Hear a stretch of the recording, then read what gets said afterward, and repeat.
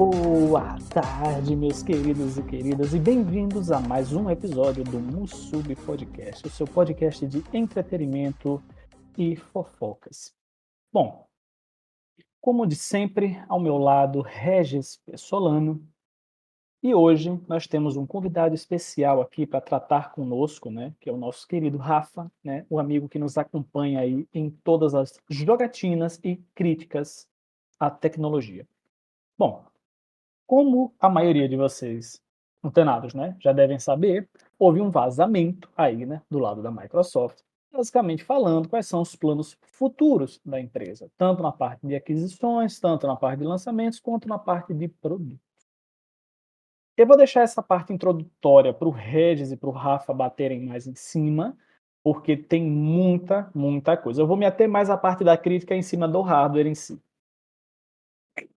Então, galera, beleza? Primeiramente, bom dia, boa tarde, boa noite para quem estiver nos ouvindo. Segundo, valeu aí, Rafa, por participar do episódio hoje. Nada, que isso. E bora dissecar um pouco esse vazamento. Bem, esse vazamento faz parte de todo aquele rolê de processo do FTC contra a Microsoft, né? Que gerou uma novela de infindáveis capítulos aí. E, bem, o que aconteceu, pelo que foi levantado, foi que provavelmente em algum momento lá que foi feito o upload dos arquivos, não foi feito com muita segurança, isso acabou tomando público. E, tipo assim, até a última atualização aí tinha coisa ainda sendo descoberta. Então é muita coisa mesmo que vazou, né? Mas a gente vai se ater aqui um pouco, né? Vai falar um pouco sobre os vazamentos, mas a gente vai se ater um pouco às coisas mais interessantes pra gente falar, assim, os pontos que vocês gostam, né? Que é a parte da treta e das polêmicas. Mas, tipo, tem muita coisa aí que foi vazado que é interessante de se falar, que é interessante de se levantar. Por exemplo, vai ter novos Xbox, como a gente já imaginava, né? Um refresh do Xbox Series X, que não vai mais ter leitor de DVD, de Blu-ray, de DVD, não vai ter mais drive. Vai ter um controle novo, que é basicamente o controle do Google Stadia, só que versão Microsoft. Só que pelo menos a Microsoft não foi burra que nem a Google de bloquear a função Bluetooth, né? Tá tudo funcionando, tá tudo liberado, só que você também tem a função de Wi-Fi, que nem o controle do Stadia.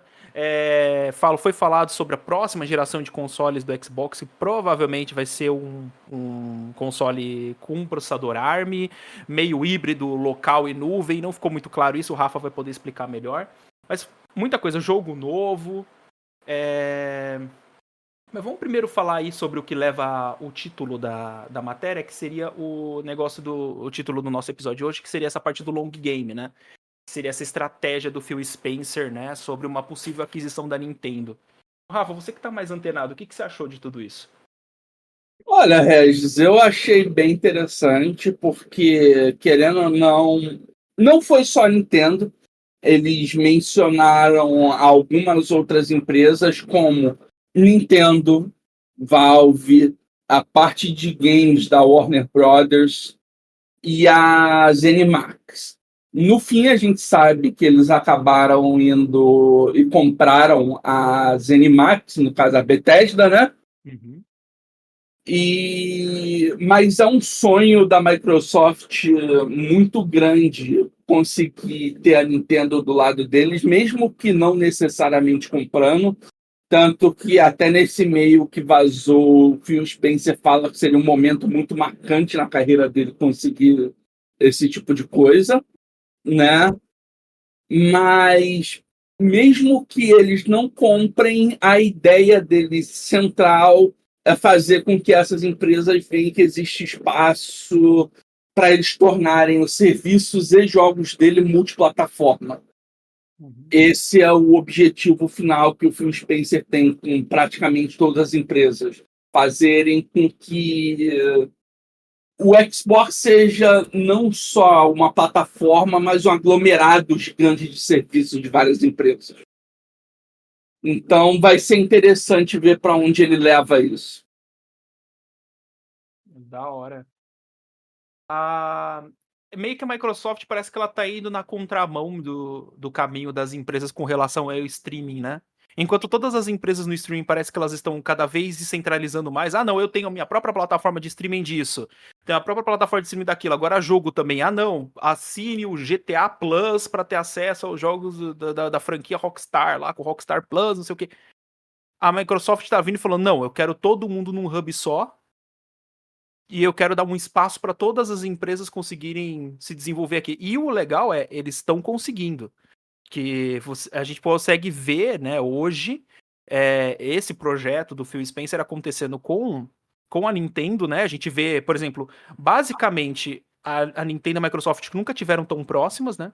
A gente pode ver Banjo-Kazooie mesmo dentro do Smash Bros. A gente pode ver esses lançamentos conjuntos dos jogos clássicos da Rare saindo naquela plataforma de emulação do Switch e saindo no Game Pass, tudo ao mesmo tempo.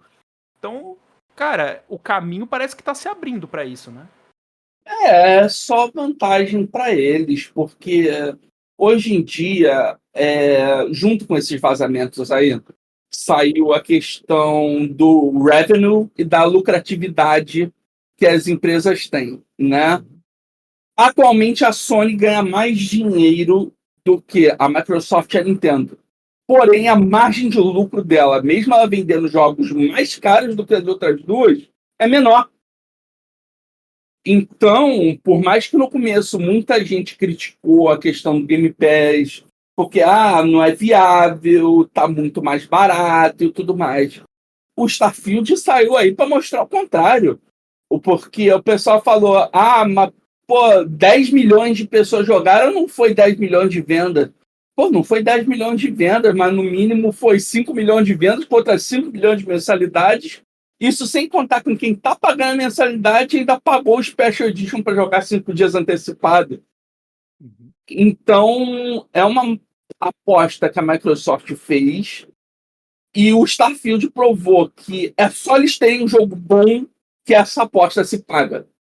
Se paga muito bem porque a Bethesda é uma empresa enorme, teve sucessos enormes e ainda assim o Starfield foi 2 vezes maior que o Skyrim, que é um número insano, simplesmente. Isso é tudo... É muito interessante ver como que esses planejamentos da Microsoft, né, estão se desdobrando ao longo dos anos, né? E é muito engraçado também ver a mídia especializada aí inventando um monte de desculpa. Por exemplo, no meio desse vazamento foi falado que se o Game Pass não tivesse um lucro de X valor até 2027, o plano seria eles poderiam acabar com o Game Pass. Só que esses vazamentos são de informações lá de 2020. Quando eles estavam ainda organizando toda a plataforma do Game Pass, eles tinham um plano de longo prazo. Só que, cara, querendo ou não, falar assim, não, porque a Microsoft planeja extinguir o Game Pass. Cara, não. Provavelmente daqui pra frente, eu acho que o Game Pass já tá se provando dentro da expectativa da Microsoft um sucesso bem interessante. É muito mais relevante hoje o Game Pass pro Xbox do que qualquer outra coisa que a Microsoft tem apresentado nesse movimento gamer, né? Tipo, agora tá tendo esses títulos exclusivos, Starfield e tudo mais, mas o que é mais relevante hoje, o que lembra, o que faz a Microsoft ser lembrada no mercado gamer, acho que é o Game Pass mesmo, né? Sim, com toda certeza. O problema é que muitas das coisas que saíram nesses vazamentos tinham uma linguagem técnica e jurídica. E como a gente sabe, jornalista gamer não é lá a pessoa mais brilhante que tem. E muitos deles pegaram algumas coisas que eles botaram lá e simplesmente não souberam interpretar. Em primeiro lugar, essa coisa de 2027. Se o Game Pass não crescer até 2027, a gente pode sair do mercado gamer. Pô, é claro, qualquer empresa que tem um serviço que não cresça por 5 anos vai sair de qualquer mercado que for. Isso aí não é um troço exclusivo da Microsoft ou um troço surpreendente. Mas, obviamente, isso aí se provou o contrário. Porque até pouco tempo atrás, os números que a gente tinha do Game Pass foram de 30 milhões de assinantes. E se só o Starfield teve 10 milhões de pessoas jogando, você pode ter certeza que eles estão com muito mais do que 30 milhões atualmente. Né? E outras coisas que saíram foi, por exemplo, a questão do Baldur's Gate 3, onde em um dos documentos lá estava escrito que ele era um jogo second run. E muita gente interpretou como a Microsoft quer dizer que esse jogo é um jogo medíocre, que é um jogo de segunda. Mas não, é simplesmente que o jogo já lançou em outra plataforma, então se lançar na deles, vai ser uma second run, não vai ser a primeira. E chegou a um ponto de que até o chefe lá da Larian tá comentando sobre essas coisas no Twitter, teve que chegar e falar, não, gente, vocês estão lendo esse negócio aqui errado. E teve gente no Twitter falando que o cara que é o chefe da Larian tá errado. Ai, como eu amo a internet, cara. Ela só a Não, revolução digital é pra o causar isso pra melhor. gente. É o melhor do melhor. O creme do la creme. O que você faz, nossa. Assim, dessas últimas estratégias da Microsoft, que ela já está tentando há um grande tempo transformar tudo que ela tem de produto em serviço, é um fato. Porque assim, não é só na parte dos games em si, né? A Microsoft ela já está fazendo essa migração com toda a linha de produtos dela há algum tempo. Onde ela tem o Office, que agora é um serviço, onde ela tem o Windows, o próprio Windows agora é um serviço, né? O Windows 365. Então, assim, a ideia do Xbox para frente, com certeza, é ser um serviço. Tanto que, assim, o Game Pass é a primeira premissa disso. Você tem um serviço para cloud game. Mas eu acho que depois disso você vai ter todo o Xbox, toda a central multimídia como um serviço. Não só uma parte de jogos em si. Eu acho que todo o ecossistema do Xbox em si vai ser um serviço daqui para frente. O próprio Xbox original, a ideia dele foi começar com um Media Center. Tanto que, desde o seu lançamento, tanto o Xbox original, quanto o 360, quanto até a polêmica que deu no lançamento do One, foi justamente por conta que ele foi criado para ser uma central multimídia, não só focado em jogo. Tanto que agora, se a gente olhar esses próximos passos da Microsoft, são bem claros, né? E são até meio óbvios. O Series X agora vai perder o driver de Blu-ray, né? Porque agora o foco não é mais a mídia física, né? O foco agora é realmente a gente ir de cabeça pro digital. Então, vai ter mais espaço de armazenamento, o foco vai ser em consumir menos energia, porque provavelmente vai ser aquele tipo de equipamento que é para ficar o máximo de tempo possível ligado. É bem realmente uma ideia de um media center, né? E se a gente for olhar, então, essas imagens, esses gráficos que vazaram falando sobre o próximo sucessor dos Xbox Series, né? Que seria essa plataforma híbrida que a gente falou aí, né? Que seria esse console, processador ARM ali, né? Meio celular, meio nuvem, meio não sei o quê. A ideia é justamente essa. A ideia é você não ter mais um console centralizado na tua casa. O console ser qualquer tela que esteja acessível para você. Esse é o seu console. Você tem uma tela com acesso à internet? Beleza, seu videogame. Acho que é bem para esse caminho que a Microsoft está seguindo, né? Com toda certeza. O único motivo até hoje que a Microsoft não simplesmente abandonou o hardware e focou completamente em cloud é porque ainda não é viável em muitos mercados eles focarem 100% em cloud, né? Especialmente no americano, que é o principal deles, porque a internet de lá é equivalente a uma internet do interior do Brasil, mesmo as melhores que tem. E esse foi um dos motivos que a Google não levou em consideração e foi uma das coisas que matou o Stadia. Certos jogos simplesmente ainda não são jogáveis em cloud. Né? O Stadia ele teve um problema bem pior, porque teve também o problema de revenue, né? Os caras não souberam vender o produto, mas não, prossiga aí.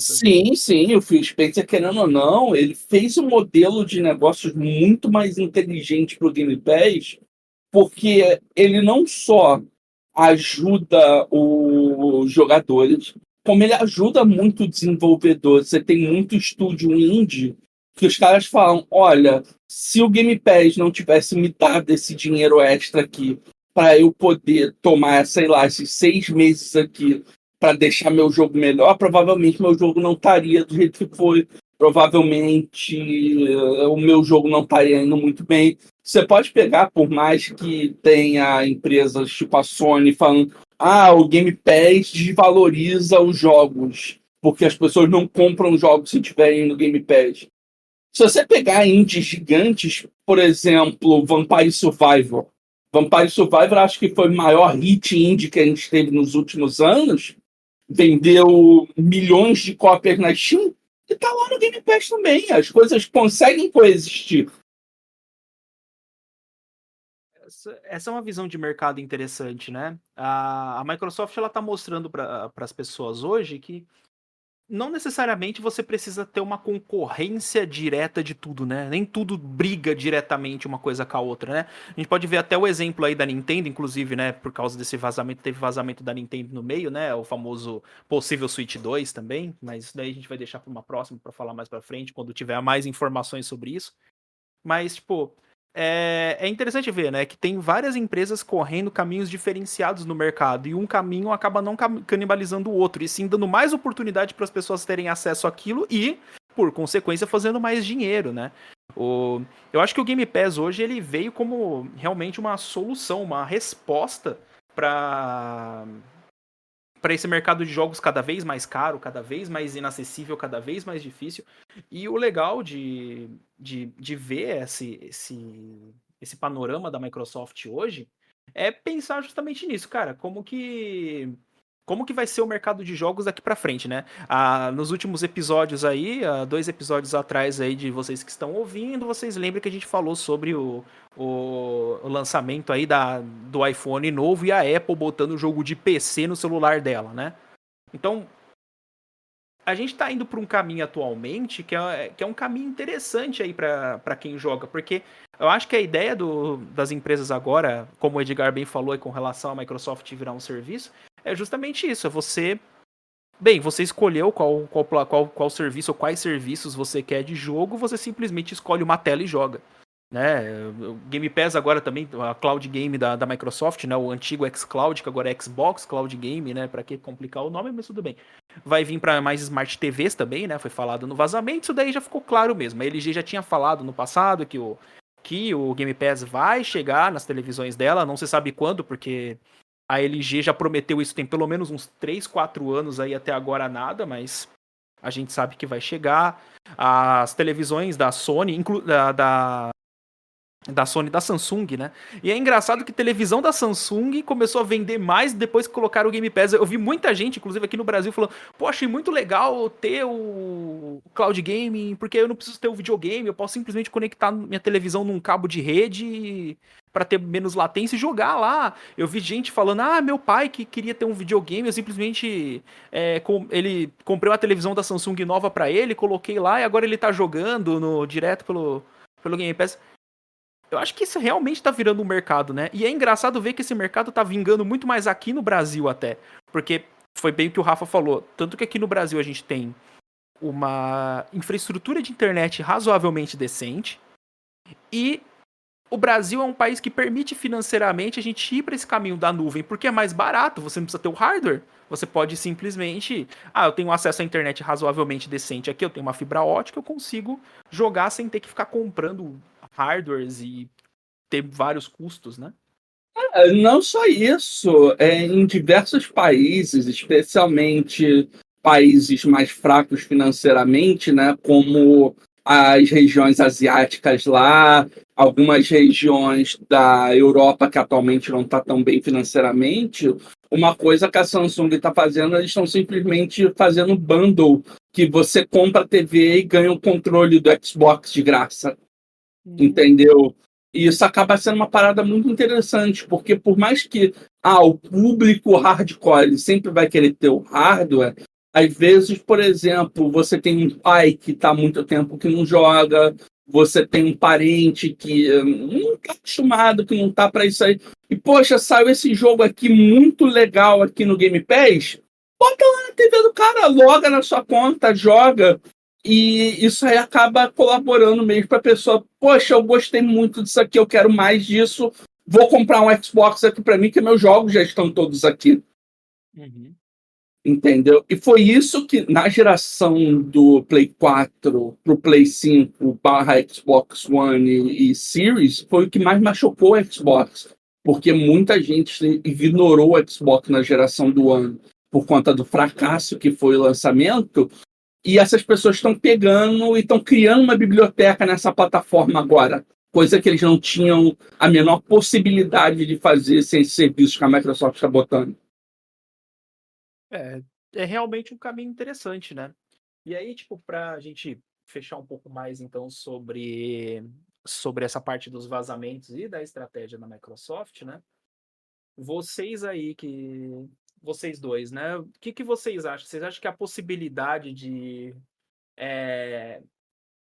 a Microsoft ela tá se aproximando cada vez mais da Nintendo, e aí essa parte aí de toda a polêmica que gerou e tudo mais, sobre essa estratégia do long game que a gente comentou um pouco atrás, vocês acham que realmente há uma possibilidade real da Microsoft no futuro vir a comprar a Nintendo, ou é simplesmente uma ideia de estreitamento de relações mesmo? Essa questão aí, eu acho que boa parte da ideia da Microsoft é só melhorar as relações, porque ainda mais depois desse vazamento em especial, ficaria um tanto quanto difícil deles comprarem a Nintendo. E também tem que lembrar que isso aí foi há 2 anos atrás, onde eles não estavam nem pensando em pegar uma Activision da vida. Uhum. Coisa que agora ter a Nintendo e a Activision provavelmente deixaria eles com alguns problemas legais, né? Uhum. Então, das duas, uma. Ou eles compram um pedacinho da Nintendo à força para influenciar as decisões deles, ou eles vão simplesmente pegar e, olha, eu te empresto esse desenvolvedor, você me empresta essa propriedade aqui, a gente trabalha junto, faz isso e aquilo, com tecnologia e tudo mais. Muito provavelmente vai por essa área. É interessante porque a gente vê que mudou muito, né, também a cabeça da Nintendo, né, depois desses vazamentos, dá pra pensar bastante sobre isso. A Nintendo lançar, por exemplo, Mario vs Rabbids, ou colocar os jogos junto, lado a lado ali, né, os jogos da Rare no Switch e no Xbox, cara, isso era impensável uns anos atrás a Nintendo fazer, era inacreditavelmente impossível, assim. Não, também, com certeza, mas assim, a gente também tem que lembrar que essa parte financeira, né, agrada muito a Nintendo, porque ela quase faliu com o Nintendo Wii U, e o Switch foi essa salvaguarda que ela teve que funcionou. Só que o dinheiro que a Microsoft pode injetar dentro da empresa, de maneira direta ou indireta, é muito interessante para eles. Para os projetos que eles têm, para o desenvolvimento de hardware e software. E assim, para a Microsoft, a expertise da Nintendo é mais interessante ainda. Com toda certeza. Sem contar que a Nintendo é basicamente os portões de entrada pro Japão que a Microsoft sempre quis, né? Sim, sem sombra de dúvida. E também tem outras coisas. Por exemplo, o próprio Minecraft, a versão de console mais popular do Minecraft é a do Switch. Disparado. Entendeu? Inclusive, saiu há um tempo atrás uma matéria falando que lá no Japão, basicamente, o Minecraft só vendeu por conta do Switch. Uhum. Entendeu? Tanto que a Nintendo chegou lá a colocar o personagemzinho do Minecraft no Smash Bros. Sim, é o... Ah, esqueci o nome do... O Steve. Steve, isso, o Steve. Então, é bem interessante ver realmente todo esse avanço de mercado, né? Mas, bem, eu acho que os pontos principais com relação ao vazamento são esses, né? Aí teve também os vazamentos de jogos, né? Vai ter agora o negócio do Elder Scrolls 6, que acho que tava todo mundo falando sobre isso, né? Que foi planejado originalmente por ano que vem. Mas eu não vi muito mais notícias sobre isso. Se tiver mais alguma coisa pra comentar sobre isso aí, Rafa, se você roubou de mais alguma coisa, porque eu não tô sabendo muito, não. O update foi porque o que acontece? O Starfield era planejado para ser lançado originalmente em 2021. Uhum. Porém, você teve 2 mudanças. Primeiro, a pandemia que ninguém esperava, que atrasou demais o desenvolvimento de muito jogo. E o Starfield, como é uma coisa que está sendo trabalhada desde 2014, você imagina como não ter os desenvolvedores na reta final machucou eles. e também a Microsoft queria que esse fosse o flagship deles. Então eles simplesmente falam, poxa, Bethesda, toma seu tempo aí, faz o que você tiver que fazer, entrega o jogo quando ele estiver pronto, não rusha, até porque eles tentaram fazer isso com Redfall e não deu lá muito bom para eles no fim das contas. Então eles só começaram a trabalhar de fato no Elder Scrolls 6 agora. Uhum. E junto com eles também deram alguns vazamentos que eles estão trabalhando num remaster do Fallout 3, possivelmente o Fallout New Vegas também, porque tem algumas coisas com código em vez do nome, e o Elder Scrolls 4 Oblivion também vai ter um remaster para a nova geração. Esse vai ser bem interessante. Eu acho que esse daí o Edgar vai ficar bem feliz, hein? Ah, não, com certeza. A parte de Elder Scrolls eu não tô esperando nada, porque com muita honestidade, Elder Scrolls 6 faça um levantamento aí dos mods que mais foram utilizados nesses últimos anos, dá um tapa por cima, inclui aí, bota um roteiro novo. Tchau, tá de bom tamanho. Faz um remix aí das músicas anteriores, dá um outro tapa também aí no BGM e tchau, tá feito. Pega o Skyrim, bota no chat GPT. Você faz o seguinte, você pega tudo que tá no Elder Scrolls Online, dá uma somada com os mods que saíram aí no Skyrim 5, vê o que é que casa melhor e junta e faz o 6. Basicamente isso aí. Então não tô esperando nada muito inovador, não. Pode ser que eles surpreendam, né? Vai que. Bom, com isso eu acredito que a gente acabou cobrindo aí basicamente o vazamento da Microsoft e tudo mais. Na parte de hardware, né, a gente não cobriu tanto assim, mas o que a gente pode resumir além do Xbox tradicional, eles vão querer entrar provavelmente com uma espécie de Chromecast da Microsoft, onde vai funcionar. Não é Chromecast, mas uma Android Box, vamos resumir assim. Onde você vai ter uma mini boxzinha do Xbox, que não vai ser um Xbox, vai ser só o Media Center, e você vai ter acesso aí então ao serviço de cloud gaming e todo o outro resto dos Media Center em si. Inicialmente eu achei que talvez eles fossem apostar em hardwares menores, porque com o advento de IA e upscaling, a gente já conseguiu ver que DLSS e FSR, apesar do FSR ainda está muito atrás do DLSS, o FSR 3 ao menos, né, em termos de performance, demonstrou aí algo interessante, visto que toda a stack da Microsoft com Xbox e toda a stack da Sony é AMD, né, são APUs da AMD. Então, assim, eu imaginei que eles fossem seguir pelo cenário de upscaling, mas não vão. Eles não vão apostar nisso, eles realmente vão apostar no hardware padrão que a gente tem hoje. Com certeza vão trazer o FSR, mas no padrão, né, Xbox Series S, Series X, e o menorzinho realmente vai ser uma espécie de Xbox Box, né, aí para a parte de mídia. Bom, enfim, a gente cobriu aí toda a parte de vazamentos, a gente vai continuar acompanhando e notificando vocês nas nossas principais redes. Sigam-nos no Instagram e no novo Twitter, que estará sendo refeito, porque nós acabamos perdendo o antigo, mas isso é para outra manga. Obrigado a vocês que nos ouviram até aqui. Obrigado a você, Ivanildo, que é o nosso ouvinte número 1. Eu sempre lembro de você, nunca esqueço. Ivanildo nos escuta em meio às montanhas de Lórien, né?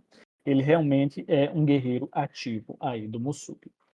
Bom, com isso, podemos então dar o nosso encerramento. Senhores, muito obrigado e até um próximo episódio. Tchau, tchau, meus queridos. Obrigado. Tchau, tchau.